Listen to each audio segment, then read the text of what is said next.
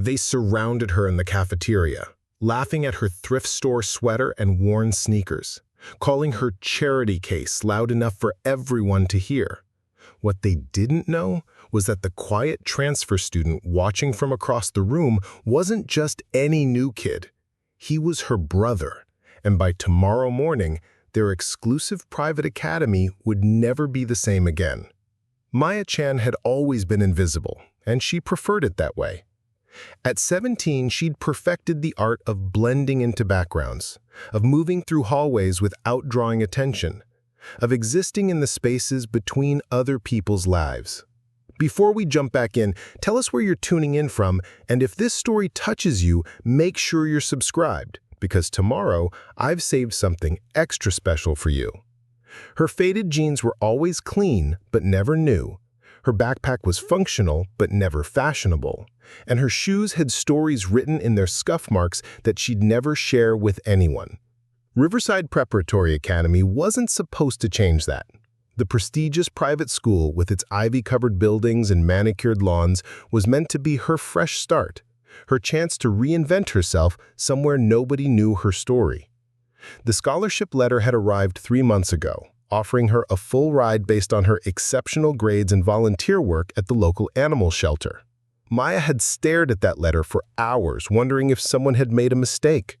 Her grandmother Rose had cried when Maya showed her the acceptance letter. Rose worked 2 jobs to keep their small apartment above the laundromat, and seeing Maya get into Riverside felt like watching all their sacrifices finally mean something. Maya had been raised by her grandmother since she was 7, after her parents died in a car accident that also separated her from her older brother Alex, who'd been sent to live with different relatives across the country. The night before starting at Riverside, Maya laid out her clothes carefully on the narrow bed she'd slept in for 10 years. She'd saved up from her weekend job at the grocery store to buy one new outfit, a simple navy sweater from the discount store and her cleanest pair of jeans.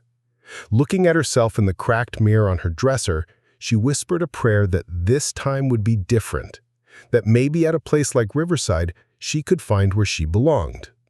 The morning of her first day, Rose pressed a $20 bill into Maya's hand for lunch money, even though Maya knew it was money her grandmother couldn't spare.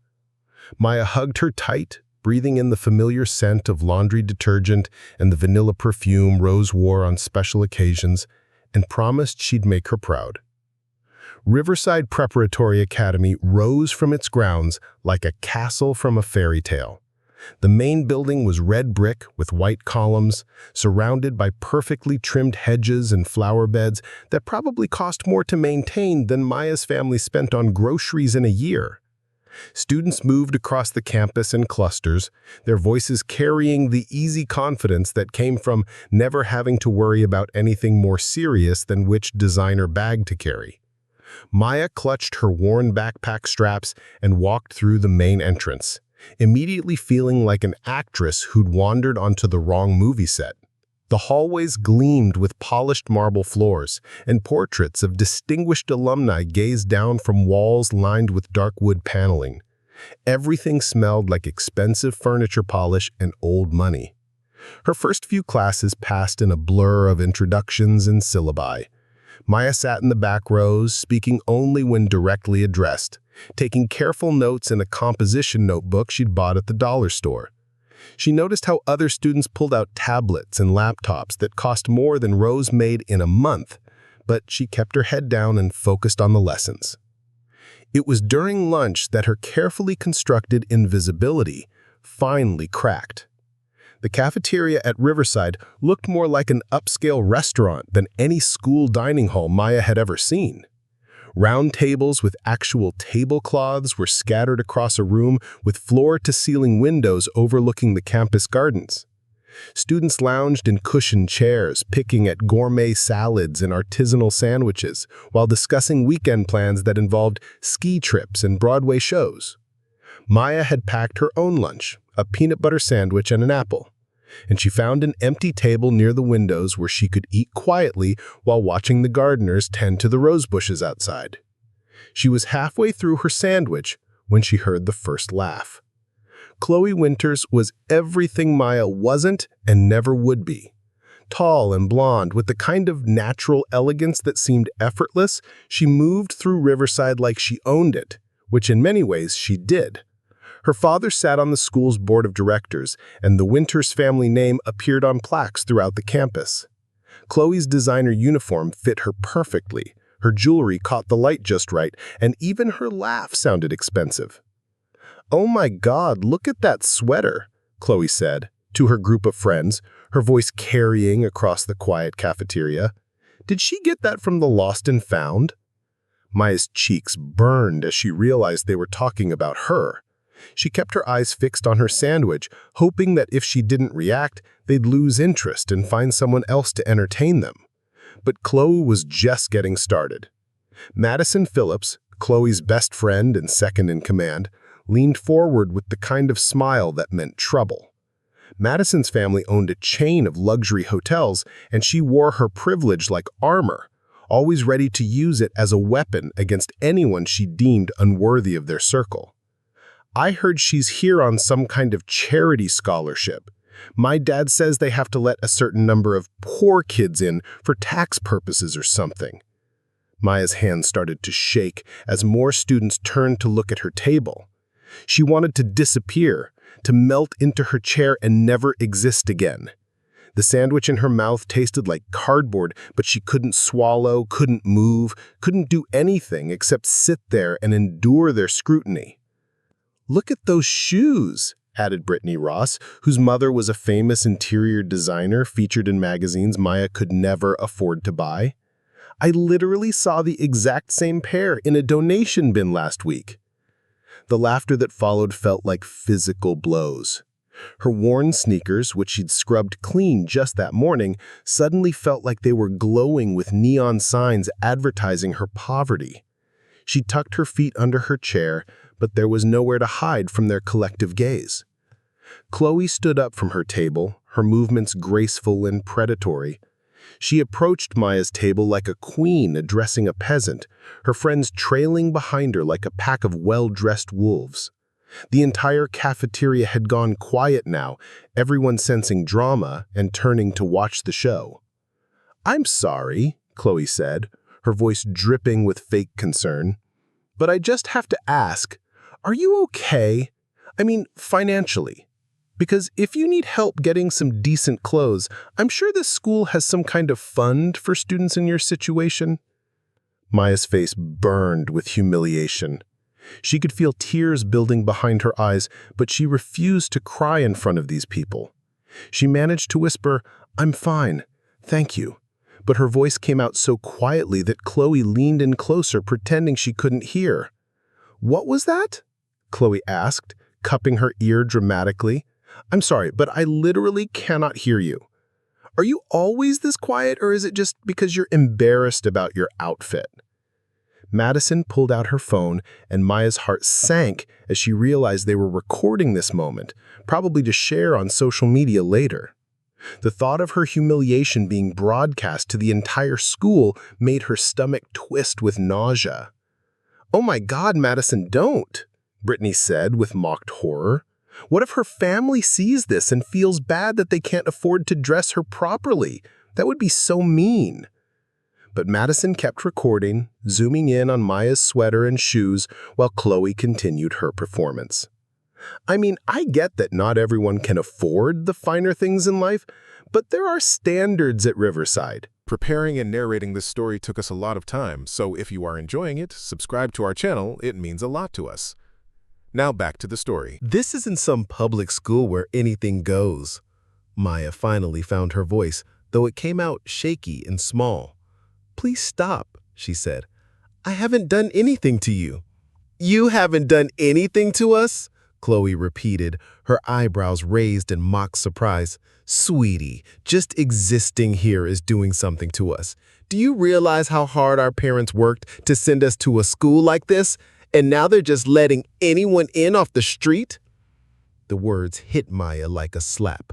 She thought about Rose working double shifts at the diner, coming home with swollen feet and tired eyes, all so Maya could have opportunities Rose never had. She thought about the scholarship application she'd spent weeks perfecting, the essays about overcoming adversity and giving back to her community, the recommendation letters from teachers who believed in her potential. "I earned my place here," Maya said, her voice growing stronger despite her trembling hands. "I have a scholarship because of my grades and community service, not because anyone gave me charity." Chloe laughed, the sound sharp and cruel. "Community service? What, did you volunteer at a soup kitchen or something? How original. Let me guess, you wrote some sob story about growing up poor and not having nice things, and the admissions committee felt sorry for you."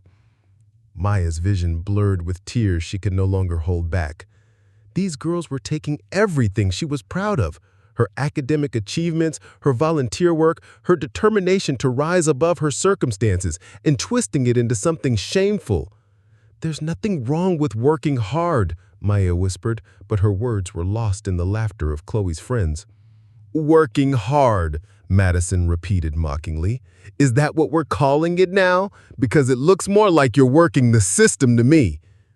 What none of them noticed was the new student who had entered the cafeteria during their cruel performance. He sat alone at a table across the room, wearing a simple black t-shirt and jeans that looked expensive but understated. His dark hair fell across his forehead as he bent over his phone, but his eyes kept lifting to watch the scene unfolding at Maya's table. Chen had been at Riverside for exactly 3 days, having transferred in as a senior from a private school in California. He told the administrators he wanted a quiet semester to focus on his studies before college, and they'd been happy to accommodate the request from someone whose donation check had been large enough to fund a new computer lab. Alex watched his sister, the little girl he'd been forced to leave behind 10 years ago, being humiliated by these spoiled children, and something cold and dangerous settled in his chest. He'd spent the last decade building an empire in Silicon Valley, turning a simple app idea into a tech company worth billions, all while searching for the family he'd lost. Finding Maya had taken him 2 years and a team of private investigators, and now that he'd found her, he was going to make sure she never felt small or powerless again. But for now, he sat quietly and watched, his phone recording everything, while his mind calculated exactly how much justice was going to cost. Back at Maya's table, Chloe was building toward her grand finale.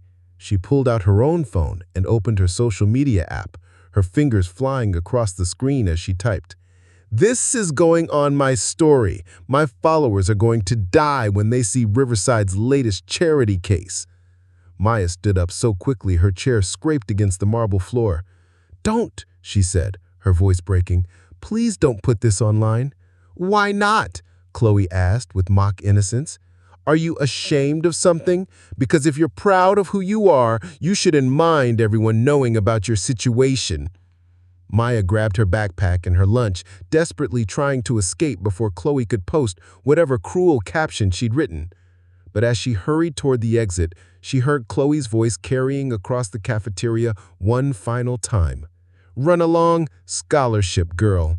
Maybe next time you'll think twice before trying to sit with your betters."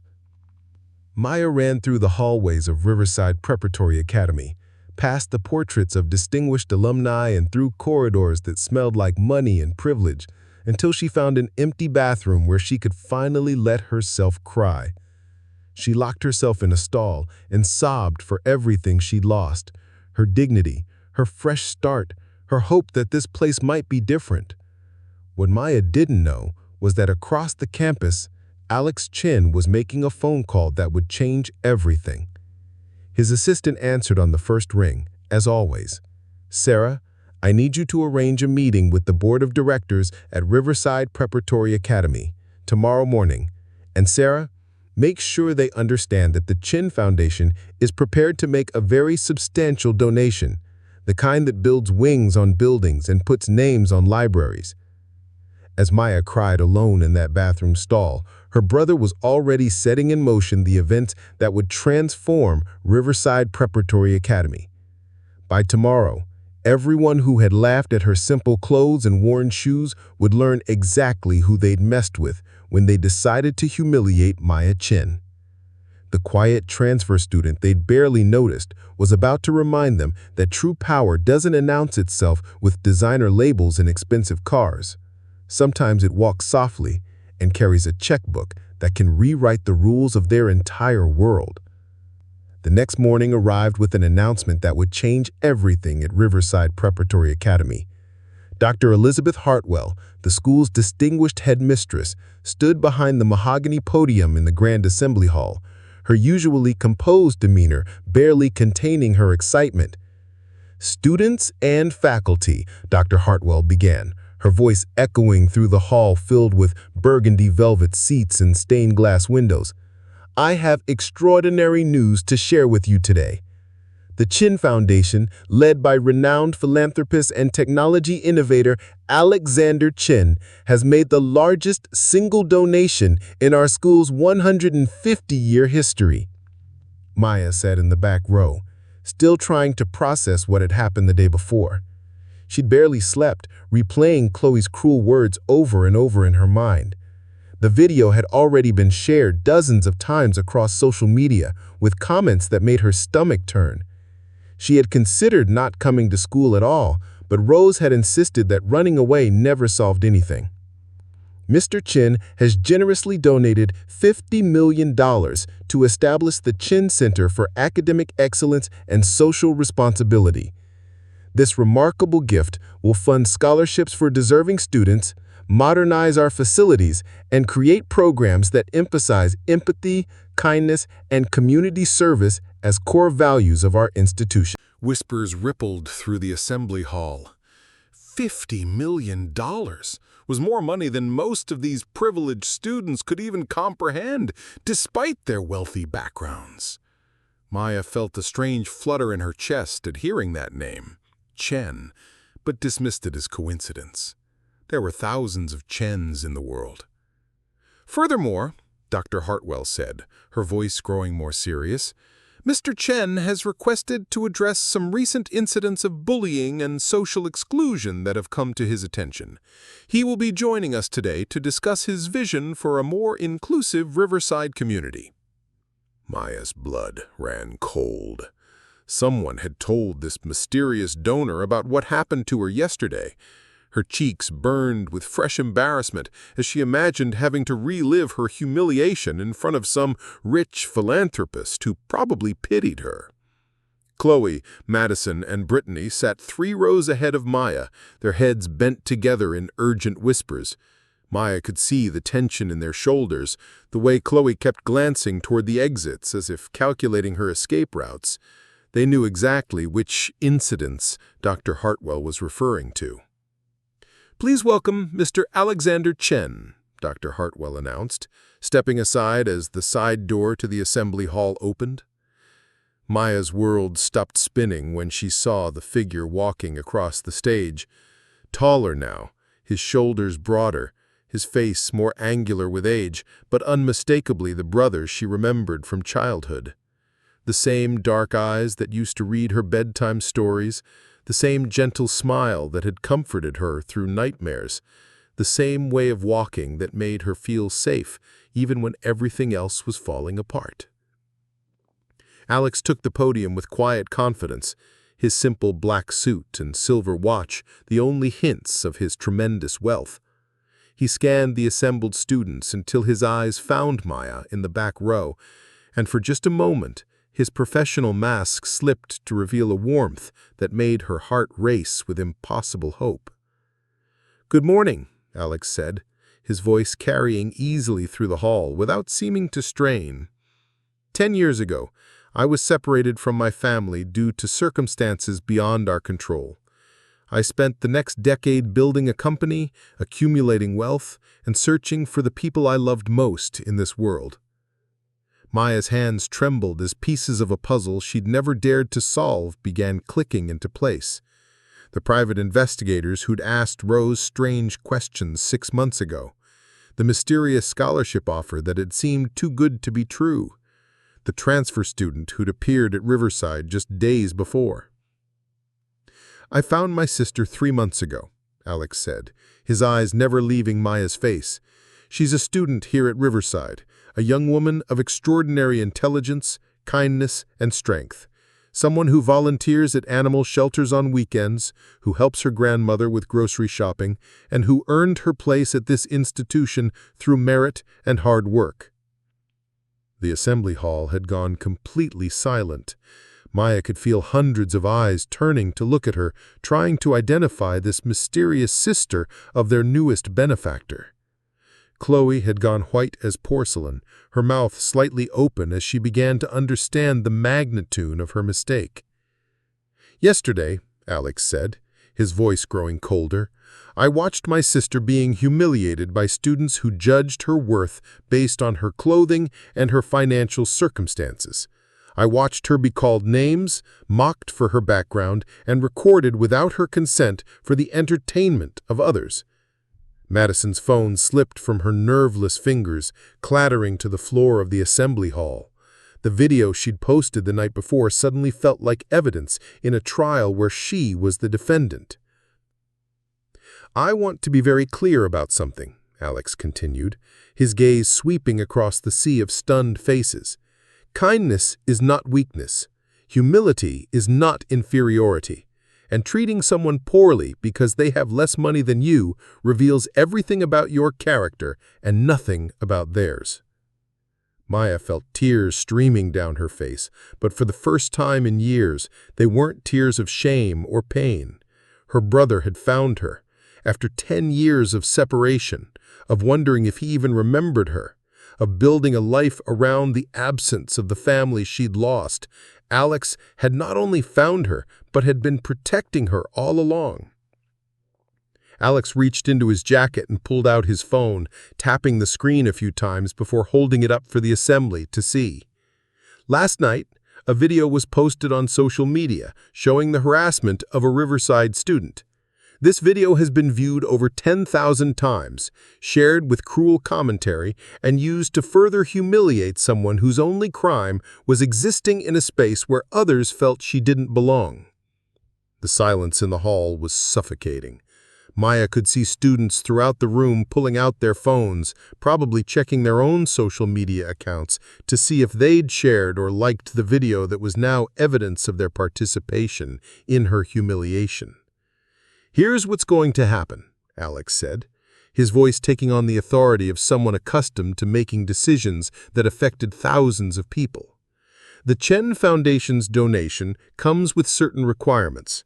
This school will implement a comprehensive anti-bullying program with real consequences for students who choose cruelty over compassion." Dr. Hartwell nodded eagerly from her position beside the stage, clearly willing to agree to any terms that came with $50 million.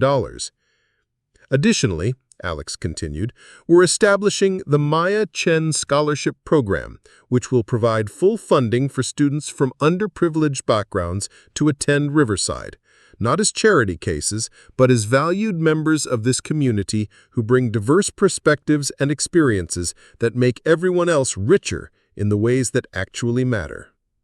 Maya gasped audibly when she heard her name attached to the scholarship program. Around the hall, students were beginning to whisper again, the pieces of Alex's identity finally clicking into place. The quiet transfer student they'd barely noticed was Maya's billionaire brother, and their treatment of her had just cost them any chance of his approval or support. "But before we talk about the future," Alex said, his tone shifting to something that made the temperature in the room seem to drop several degrees, "we need to address the present. The students responsible for yesterday's incident will have an opportunity to demonstrate the values that Riverside claims to instill in its graduates." He gestured toward the back of the hall, where Maya sat frozen in her seat. "Maya, would you please join me on stage?" Maya's legs felt like water as she stood up, every eye in the assembly hall tracking her movement as she walked down the aisle toward the stage. When she reached the steps, Alex was there waiting for her, and for the first time in 10 years, she was close enough to touch the brother she'd mourned as lost forever. "Hello, little star," Alex whispered, using the nickname he'd called her when she was 7 years old. Maya broke down completely then, throwing her arms around him while he held her tight enough to make up for a decade of separation. When Maya finally composed herself enough to face the assembly, Alex kept his arm around her, a protective gesture that wasn't lost on anyone watching. "My sister has something she'd like to say," he announced. Maya looked out at the sea of faces staring back at her, many of them belonging to students who'd watched her humiliation the day before without intervening. She thought about the girl she'd been yesterday morning, desperate to be invisible, willing to accept mistreatment as the price of existing in their world. "My name is Maya Chen," she said, her voice steady and strong. "Yesterday, some of you made assumptions about who I am based on my clothing and my financial circumstances. You decided that because I don't have expensive things, I must not deserve respect or basic human decency." Chloe, Madison, and Brittany were slumped in their seats like they were trying to disappear into the burgundy velvet. Several other students who'd laughed at Maya's expense or shared the video were looking equally uncomfortable. "But the truth is," Maya continued, "I've learned more about character in the last 24 hours than some of you may learn in your entire lives. Real strength isn't about having power over others. It's about lifting people up instead of tearing them down." Alex squeezed her shoulder encouragingly as Maya found her rhythm, her confidence growing with each word. "I want to thank the students who didn't participate in what happened yesterday," Maya said, scanning the crowd until she found the faces of classmates who'd looked uncomfortable during her humiliation but hadn't spoken up. "Your silence wasn't complicity.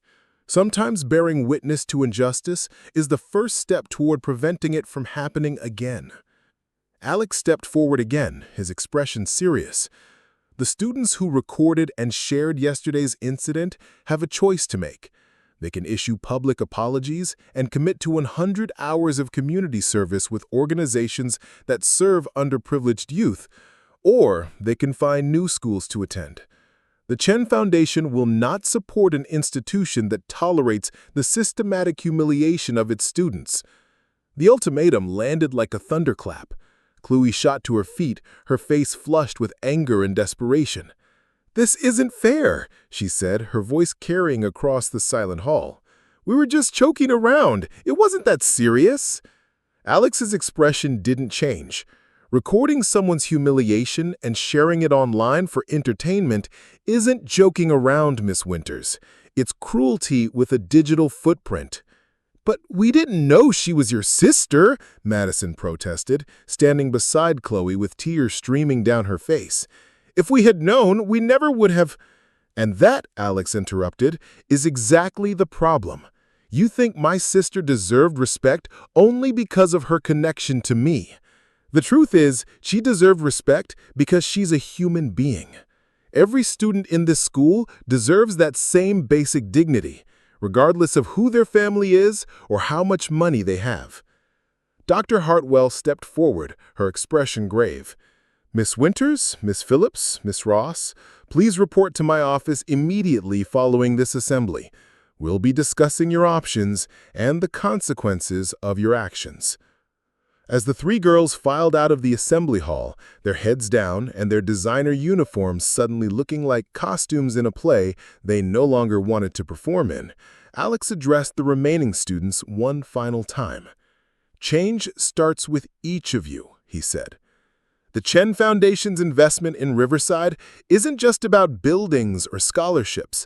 It's about creating a community where every student can thrive, where differences are celebrated instead of mocked, and where kindness is valued as much as academic achievement." After the assembly, Alex and Maya walked together across the campus where she'd felt so out of place just 24 hours earlier. The same ivy-covered buildings and manicured lawns surrounded them, but everything felt different now. Students they passed nodded respectfully, their earlier dismissal replaced by a mixture of curiosity and newfound respect. "How long have you been looking for me?" Maya asked as they sat on a bench overlooking the rose garden where she'd eaten her lunch in solitude the day before.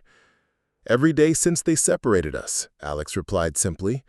"I built my company partly to have the resources to find you and Rose. When I learned you'd gotten the scholarship to Riverside, I knew I had to be here to watch over you." Maya leaned against her brother's shoulder, marveling at how safe she felt for the first time in years. "I thought about you every day, too. Rose has your picture on her dresser. We never stopped hoping you'd come back." "I'm never leaving again," Alex promised. "And neither are you, if you don't want to. This is your school now, Maya. These are your classmates and your opportunities, but they're going to treat you with the respect you've always deserved." Over the following weeks, Riverside Preparatory Academy transformed in ways both visible and subtle. Construction began on the new Chen Center, a state-of-the-art facility that would house the school's expanded scholarship program and community outreach initiatives. The anti-bullying policies Alex had insisted upon were implemented with real teeth, creating consequences that even the wealthiest parents couldn't dismiss or buy their way out of. Chloe, Madison, and Brittany chose to complete their community service rather than transfer schools, spending their weekends serving meals at homeless shelters and tutoring children in underserved neighborhoods. The experience changed them in ways their privileged upbringings never could, forcing them to confront the reality of lives lived without the safety nets they'd always taken for granted.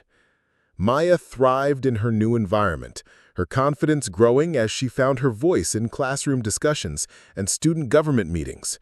The scholarship program bearing her name brought dozens of deserving students to Riverside, creating a more diverse and dynamic community that enriched everyone's education.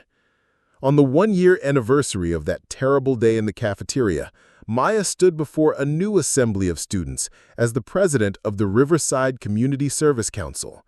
The same stage where her brother had revealed their connection now hosted her as she announced the success of their first annual fundraiser for local literacy programs. "Last year," Maya told the assembled students, "I learned that how we treat others when we think nobody important is watching reveals who we really are. Today, I want to challenge each of you to be the person you'd want to be if someone you loved was watching every moment." After the assembly, Alex found Maya in the same hallway she'd cried alone after her humiliation. "Proud of you, little star," he said, using the nickname that still made her smile. "Proud of us," Maya corrected, gesturing toward the portraits of distinguished alumni that now included a small plaque commemorating the Chen Foundation's contributions to Riverside's mission of excellence and inclusion. They walked together toward the cafeteria where Maya's nightmare had become her transformation, where students from every background now sat together at tables that no longer divided them by wealth or status. The girl who'd once been invisible had become a leader, not despite her humble beginnings, but because of the strength and empathy they'd taught her. Sometimes the most powerful revenge is simply becoming the person you were always meant to be, surrounded by people who see your true worth.